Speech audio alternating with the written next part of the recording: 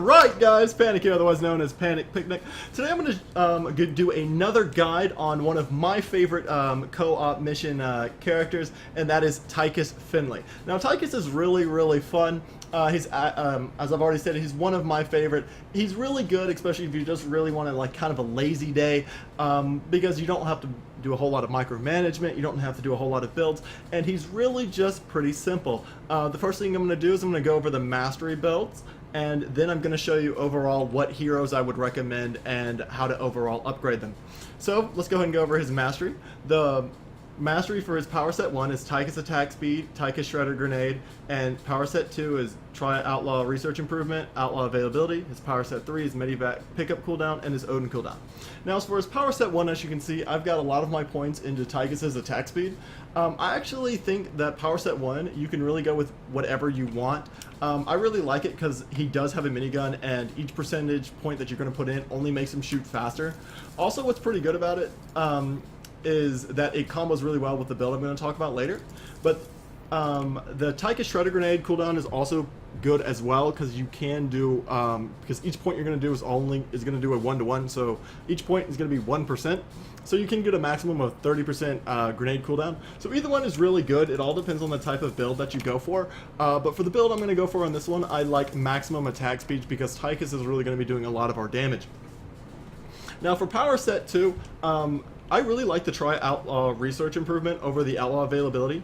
The reason why is because I don't go for a whole lot of outlaws really quick early on. I like getting an outlaw, and I like upgrading them up a decent amount and then being able to progress and move on, and not be able to just dump resources on something that's most likely going to die without resources, without the investment into certain upgrades that a hero might need. Also, what's really good about this is each point that you're going to put in this is going to increase the attack speed for guns, increasing life for the muscle, and increasing vision radius for the fixers. Now, the vision radius is not so much what's going to be good, but the increasing of life for the muscle is always really good. And also, this combos as well with Tychus's increased attack speed. Since Tychus is also labeled as a gun, you can correct me if I'm wrong, but again, you're going to get a 28% increase plus about a 14 to 15% increase when you're done.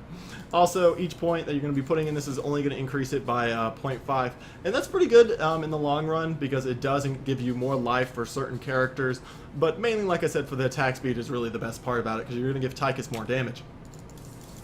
You could put it into the outlaw availability, but you're only going to decrease it by 2 seconds to a maximum of 60%. I'm not a huge fan of this. I think that, again, like I said, if you have like a whole squad of outlaws, it's good, but your outlaws are going to be made of paper because they don't have the upgrades, or they don't have what they need to actually survive, and you might not even have the resources to be able to spend to get that new outlaw as soon as possible. So I think the try outlaw research improvement is the best one. Now for power set 3, we've got 2 of them. Like I said, we've got the Medevac Pickup cooldown and the Odin cooldown. As you can see for me, I put all my points in the Medevac Pickup cooldown, and I think you should do that as well, because the Medevac is legitimately overpowered, especially for Tychus.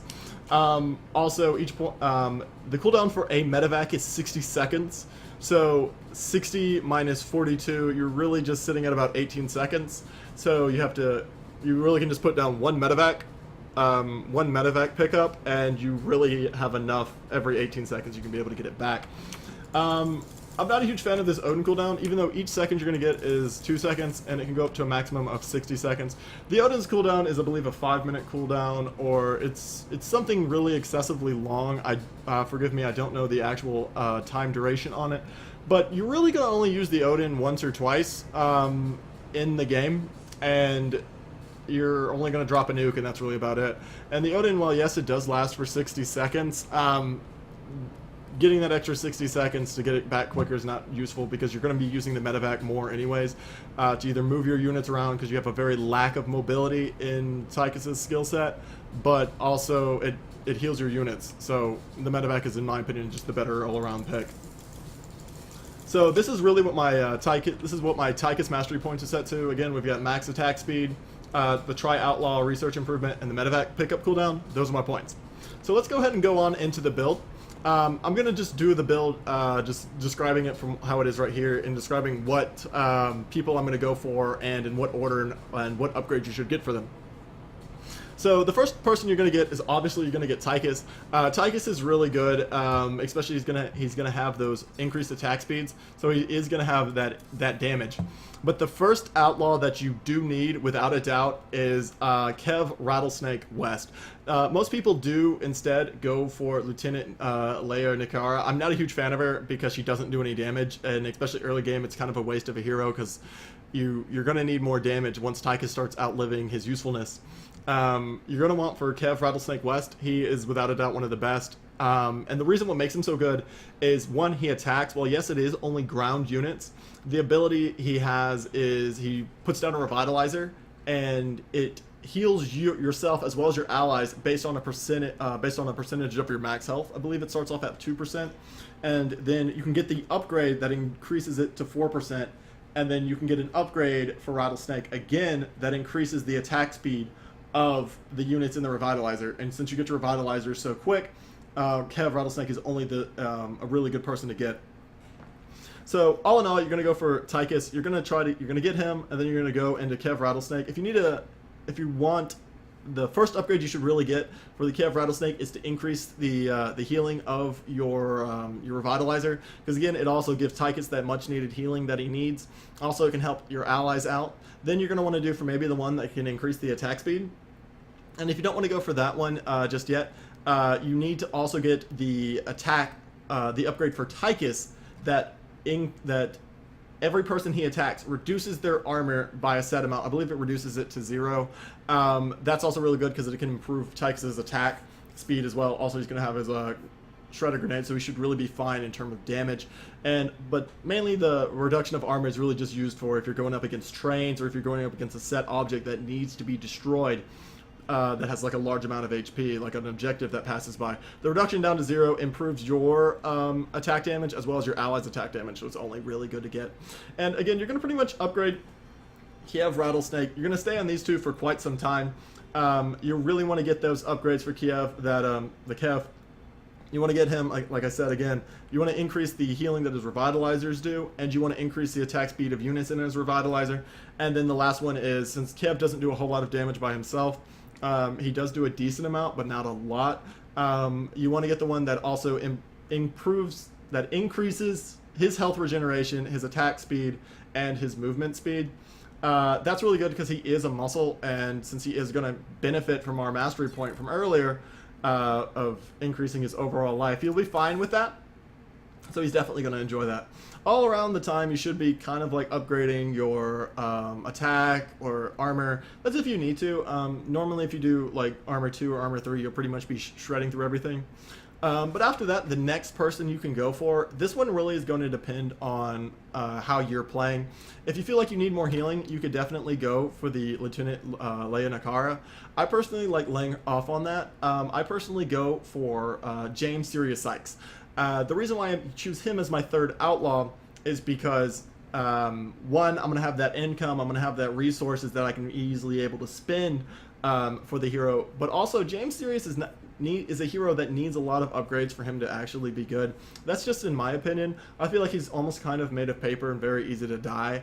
Also, a lot of his upgrades, in my opinion as well, don't really improve his survivability, with the exception of his last one, which is pretty much just decimates him. Decimates absolutely everything on the map with his turrets. But the reason why I get James Sirius as my third one is because at this point, I'm usually going to need a lot of anti-air, and I might need a little bit more damage output as well. James does a really good job with that with his regular turrets that he can just spam out, but also he does have an upgrade that he can launch a bunch of missiles, and I believe it's an AoE to help clear out air units. That way it gives, you get a little bit more air damage because you're going to be using Tychus as well as James to help deal with air, and also it can help deal with ground with Tychus, Kiev, and James all hitting ground units as well. Overall, you should be fine with this because Rattlesnake is going to be throwing out those Revitalizers. Make sure to always throw out a Revitalizer before every fight. Make sure to always throw them out on yourself as well as your allies if you can. The Revitalizers come back really quick, and you gain so much from it that there's no reason why you really shouldn't be spamming those out. Also, you should at least have one Medevac on the field so you can transport these units if you need to. Always try to keep them up in a group and transport them all at one time. Now, for my fourth outlaw, we'll be sitting pretty on damage. I usually like going for Lieutenant Nakara at this point. Main reason why is because she is a detector, and sometimes the serious psychs, when his turrets are down, you're not getting that detecting. And also it's really good for those healings, which is it can help heal your allies between fights, because by this point your allies should have a whole lot of army, and they're going to be needing the heals that not just the Revitalizer can deal with. And when you get Lieutenant Nakara, make sure you get the upgraded heal, but also make sure you get the one that she can heal 2 people at once. That's really good for yourself as well as your allies. It keeps them up, it keeps them fully healed, and then you should really be benefiting that as well. Also, when you got this, try to spend as much of your resources as you can into trying to get Sirius Sykes' upgrade, his last upgrade, which upgrades his turrets to just ungodly amount of damage, and they're really, really tanky, and they just do a whole lot. And then finally, for your last one, it really does depend on what you want to go for, but since we're using a whole lot of AoE, since we're using a whole lot of spells, since we've got Tychus's grenades to help deal with things, we've got the Revitalizers, we've got the Sirius Sykes for his turrets, and we've got Lieutenant Nakara for her healing. I like going for Nux. Nux is actually really good as well. One, he gives you another form of AoE that can affect both ground and air, so again, you're getting a very roundabout amount of damage of what you need to do. But also what's really good about it is his final upgrade reduces the cooldown of all basic abilities from your heroes by 20%. And that's when he's fully upgraded, and that's without a doubt, that's absolutely fantastic, because you can constantly spam more Nux, because again, he comes with a whole bunch of, think of it like Templar Storms. You've got that, you've got the Revitalizers for healing, you've got more turrets, you've got more healing you've got more healing circles, I guess, is what Nakara does, and of course you have the Shredder Grenades. I think this is one of the better combos, because again, it does really well for air and ground, and you don't need a whole lot of healing and you're giving that healing in it to help back it up. Now, a common one that a lot of people go for that I want to at least explain that I don't think is the best is a lot of people go for Blaze, and I think Blaze is really good, don't get me wrong, but I do not think Blaze as the second hero is the best. And the main reason why is because you're not getting that heal. Sometimes you'll make mistakes, sometimes you'll get overwhelmed, and Tychus just doesn't do a lot of damage sometimes, especially when he's going up against air early game, when he's got some of the I forgot what they're called. When you got some of Amon's main units coming at you, and he just doesn't do a whole lot of damage to him, and sometimes it can take a little bit, and he's going to need that healing, especially when he's being attacked. Well, yeah, Blaze is really good, but again, he does need upgrades for him to be good, so I would suggest going for him as maybe a third or a fourth one. But again, he also needs a healer as well with him, so you can also choose that, and it really just does depend. Overall, I think it's a good build. Like I said, go into Tychus, into Rattlesnake, into Sirius, into Nakara, into Nux. And again, Nux is really just the final one, mainly for the cooldown. You don't really need it for the AoE, but he's pretty good. One thing I have noticed, I will say a big con of Tychus, and you can, again, you're more than welcome to explain to me why I'm wrong, is I think that Rob Cannonball Boswell is not very good in terms of what he can do. I think he needs a lot of upgrades to be survivable. He needs a healer, and while yes, he can get those upgrades that I believe it's it gains a 30% chance to do 4 times more damage on each attack purchased by the Muscle Armory. It's only a chance. It is a max upgrade that he needs, and it's a little bit of a downside that you have to spend so much to get an average player out of Rob. So I wouldn't recommend Rob. I also wouldn't recommend Crooked Sam, with the exception of using him on the train mission. He's actually really good on the train mission because he can throw out his napalm, and it just does 500 set damage. So he can be used early game. But again, the big downside with Crooked Sam is that he is don't get me wrong, he is a gunslinger, and he's meant to do damage, but this man cannot survive to save his life. and he needs a lot of upgrades with him. So if you're going to get Crooked Sam, make sure to get the upgrades with him to at least make him usable. I believe the main one I would recommend is the evasion one. That's the main one. Also, when you do use Crooked Sam, you have to use a lot of spamming with him, especially to make sure you're getting the most out of his ability. Otherwise, you're not really using him correctly, in my opinion. Another one I would not recommend, or that does have, at least in my opinion, a niche role, is Vega. I think Vega is okay. I don't think she's the best.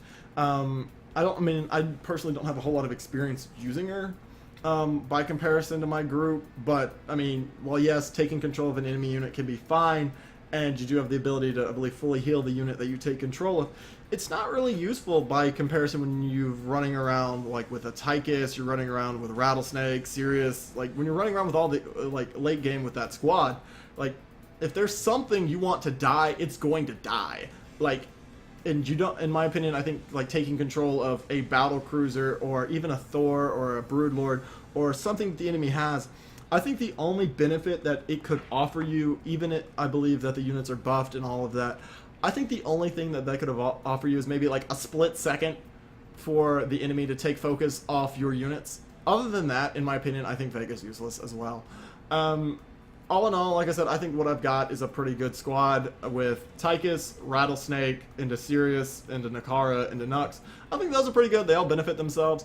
And like I said, this is my mastery points again. We've got attack speed, outlaw improvement, and medevac cooldown.